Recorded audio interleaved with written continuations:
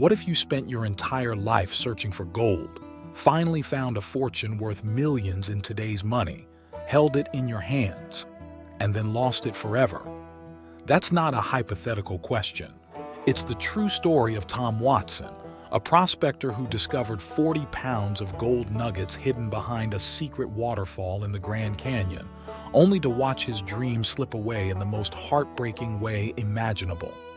By the end of this episode, you'll know exactly how close Watson came to his fortune, and why that treasure is still waiting behind a hidden waterfall somewhere in the vast Arizona wilderness. This is the story of obsession, discovery, and a mystery that remains unsolved to this day.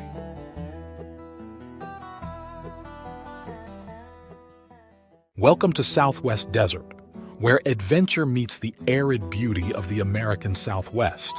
Join us as we explore the rugged landscapes, uncover hidden historical gems, and dive deep into the lost gold legends and gold mining history of this iconic region. Please leave a like or comment. This is very helpful. Let's journey together into the heart of the Southwest Desert. Tom Watson was the kind of man you'd see in old westerns. Tall, weathered, perpetually in need of a haircut and a bath. At 65 years old, he'd spent virtually his entire life wandering through the remote mountains and canyons of northern Arizona, always believing that one day he'd strike it rich. The residents of Flagstaff knew him well. Every few months, Watson would emerge from the wilderness, leading his burro into town. He'd stay a week or two, accepting drinks from friends, sleeping in the livery stable. Then he'd pack up his supplies and disappear back into the wild, chasing that elusive dream of gold. Watson was a survivor, an experienced outdoorsman who knew the treacherous canyon country better than most. That contentment was about to change forever. It was late November, and winter was settling in. Watson discovered an abandoned cabin near Flagstaff and decided to hole up there until spring. The place was bare, devoid of furniture or comfort, but it had boxes of old papers, newspapers, catalogs, and letters. Watson used them as kindling for his morning fires. One January morning, Watson grabbed a handful of letters to start his fire. As he crumpled them, something caught his eye. One envelope had never been opened. Curiosity got the better of him. He tore it open, and what he found inside would consume the rest of his life. The letter was dated 6 years earlier and began with, "Dear Brother." Accompanying it was a crudely drawn map. As Watson read, his hands began to tremble. The writer described finding a phenomenal cache of gold nuggets lying on a canyon floor. He'd filled a leather sack with them, a fortune beyond imagining. But as he was leaving the canyon, 2 men attacked him. Fearing for his life and his gold, the writer had thrown the sack onto a small ledge behind a waterfall. In the violent confrontation that followed, he'd shot and wounded one of his attackers, but he'd been shot twice himself.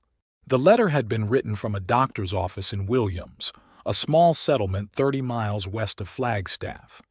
The wounded man was pleading with his brother to retrieve the gold, giving him directions to the hidden waterfall. But here's the thing. The brother had never opened the letter, and Watson realized that unless the wounded man had survived and returned for his gold, that fortune was still there, waiting behind some hidden waterfall in the Grand Canyon. Watson's prospector instincts kicked in. He traveled to Williams and tracked down Dr. Rounceville, the town physician.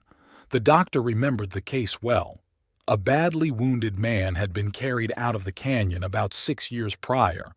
Despite the doctor's efforts, the patient hadn't survived. The gold was still out there. Watson had found the opportunity of a lifetime. Armed with the crude map, Watson headed into Havasupai Canyon, a deep gorge that's part of the massive Grand Canyon complex. But the map was frustratingly imprecise. Landmarks didn't match up. Locations seemed wrong. Watson explored for almost a year, finding several waterfalls, but none that matched the description from the letter. Frustrated, he returned to Flagstaff for supplies, but he couldn't give up. not when he was this close. Then a realization hit him. Some waterfalls in the canyon only flow during certain times of the year when snowmelt feeds them. The rest of the year, they're dry. This explained why he was having so much trouble. The waterfall he was looking for might only exist for a few months out of the year. The search had just become exponentially harder. Watson nearly gave up. Month after month, he searched. Then came June of 1914. Watson was leading his burro along the old Tanner Trail on the canyon floor when he heard something unusual. The sound of falling water coming from a place where he'd never heard it before. His heart raced. Could this be it? He left his burro to graze and began climbing. The waterfall was approximately 700 feet up the canyon wall, tucked into a side canyon. As he got closer, getting sprayed by the mist, Watson realized this matched the description perfectly.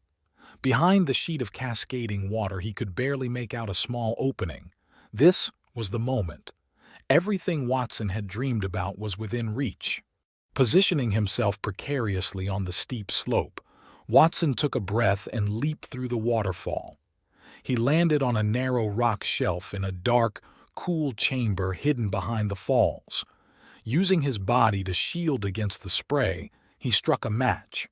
For one brief, glorious moment, the chamber was illuminated.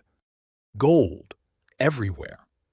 A dense layer of nuggets spread across the rocky ledge, reflecting the dim matchlight like stars.